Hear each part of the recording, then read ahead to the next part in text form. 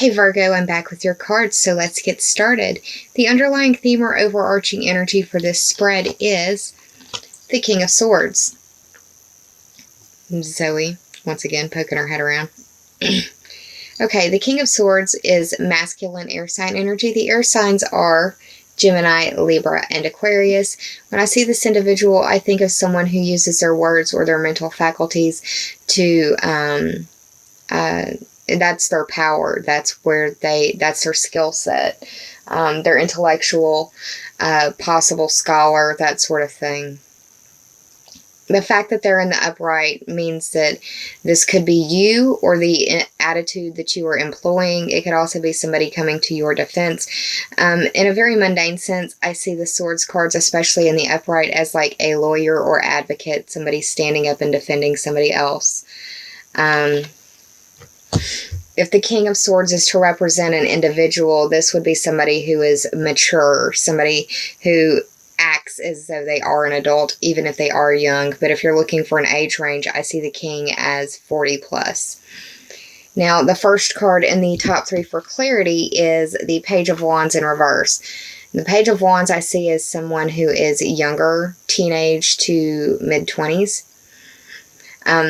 The page is childish and immature. This could be somebody that you're dealing with or somebody that you're forced to interact with during the holiday season even. Could be as mundane as that.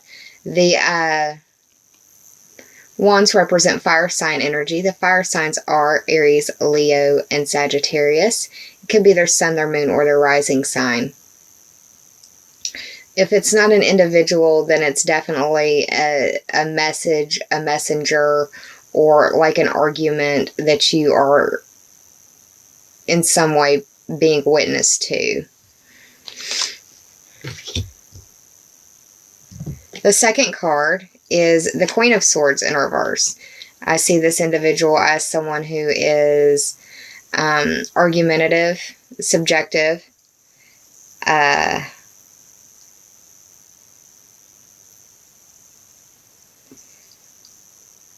this person could use words to hurt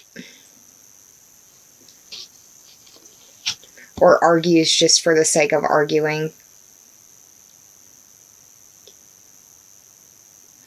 Whenever I see the Swords cards in reverse in the Court cards, I think of misinformation, and this can be through either intent or through misintent, through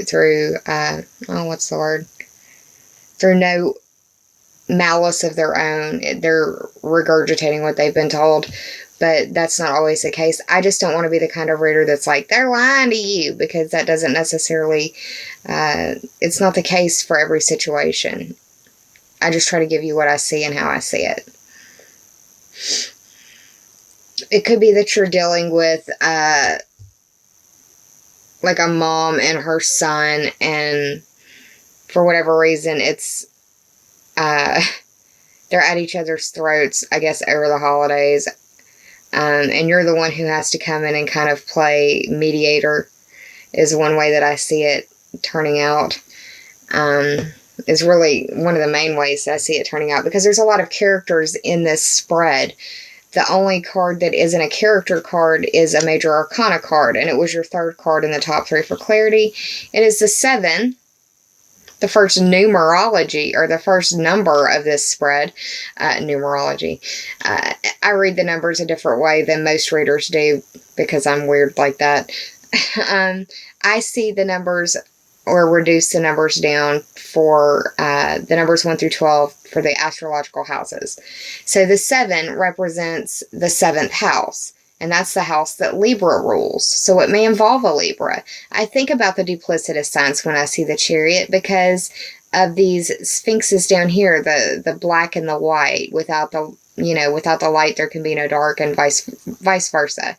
So I think about the duplicitous signs. I think about the Pisces. I think about the Geminis. I think about the Librans when I see this card, because of these guys down here. This card traditionally represents the zodiac sign of Cancer, I can't really give you the reasoning behind that, except for maybe these little crescent moons for the shoulder pads right there. It's supposed to represent tradition.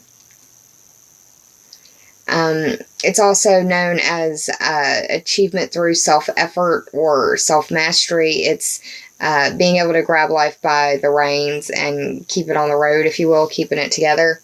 The fact that it's in the upright is a really nice omen. When I see the Chariot, I also think of transportation, because the Chariot is a means of transport. So your vehicle, just make sure that you've done all of your, just do a pre-trip check before you hit the road if you're traveling. If you are going by air, and I do see these wings as air travel, it may be that your flight gets delayed and you have to deal with people bitching and whining and complaining like they're the only ones that have to deal with that problem. It's just another way that I see it playing out. But the outcome, the best way for you to handle it is to be this King of Swords and be authentic, but be cerebral, be about the facts, understand the case, understand the arguments at hand. And, or you may be dealing with somebody in the legal field or something of that nature. But you've got the Queen of Swords in reverse and the King of Swords upright. Got a lot of air signs playing out in your world for you, possibly. Now, I did the math on this spread, and the only number that showed up was 7, and I've already spoken about that house, but it's the house of Libra, the house of open enemies. It's the house of counseling. It's the house of your partnerships and relationships and how you identify who you are as a human being through those relationships and those day-to-day interactions, people that you deal with on a very regular basis. So, Virgo, I'm going to transition over to the Oracle cards now. And the first card that I pulled for you is one that has shown up quite a bit in this series. It's the Power of Attraction, the number 13 card from the Sacred Rebels Oracle deck. 1 + 3 is 4, and that speaks to the House of Cancer, the House of Home and Family, or your roots and your foundation. Could possibly mean something to some of you out there. But this card, I feel like it's popping up because we just got finished going through the 11/11 twin flame portal day, if you will. I don't like to talk about that very much. I feel like it's really discussed too much as it is. I think that's a pretty sacred union, so I try to give it the respect that it's due. But this is a card that does indicate that you could be dealing with somebody of that level or caliber in your world, or just a soulmate. Soulmates aren't necessarily the person that completes you, a la Jerry Maguire. Soulmates can be friends. Soulmates can be enemies. Soulmates can be parents. Soulmates can be children. Soulmates can be the person that calls 911 in the middle of the night to save your life in the middle of, when your house is on fire. Soulmates can be those kind of people that are pivotal in your life, and you don't have to know them long. You could have known them your whole life. It really depends. But if you are watching a video like this, then you're of the sensitive variety, I assume, or I would like to believe you're sensitively inclined, and you have an instinct when you're around somebody that you have a soul contract with. This card, though, when I see it, indicates that you're capable of attracting exactly who or what you need to bring the chapter or the cycle that you're in to fruition and a happy closure. This is a very, very, very, very fertile time for you right now. If you aren't looking to create children, then put this towards artistic endeavors or crafting. Even if it's writing or journaling, that would also be very, very good for you. Understand that creation is a process of edits, and that the first version is never going to look like the final version. Artistic edits are required now in your creative life, but also in your life as well. This is a powerful time of attraction and for attraction, and you've got nothing but, well, you've got more than, but you've got a lot of 5th house energy playing out, and that very much is the house of romance and the house of falling in love. So if that's the case for you, congratulations, Virgo. Now, the second card that I pulled for you is the 42nd card of the Sacred Rebels Oracle deck by Elena Fairchild. It reads, "The word wants to be written," and there are monarch butterflies all over this card. So go Google monarch butterfly animal totem or spirit animal symbiology, however you are so drawn to look it up, but there may be resonant messages for you there just through that picture alone. But let's go further. 4 plus 2 is 6. This speaks to the Virgo, that's you, Virgo ruled house, of work and health or competency and skills that you bring to the services that you provide. It also speaks to the daily grind. This card very much indicates that journaling would be very beneficial for some of you now, and for a very, very, very small number of you. And those of you who know what I'm speaking about on the topic, automatic writing could also be very beneficial for you as a means of counseling or healing. Now, what you love to do comes naturally to you. So honor that gift, because some people really have to struggle to find that. This is an invitation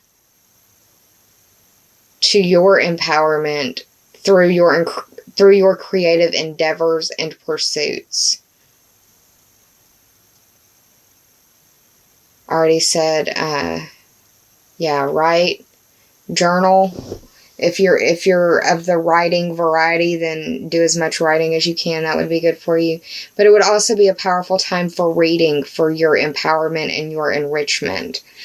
Those books that you go to time and again that just kind of nourish your soul, that's the kind of stuff I'm talking about.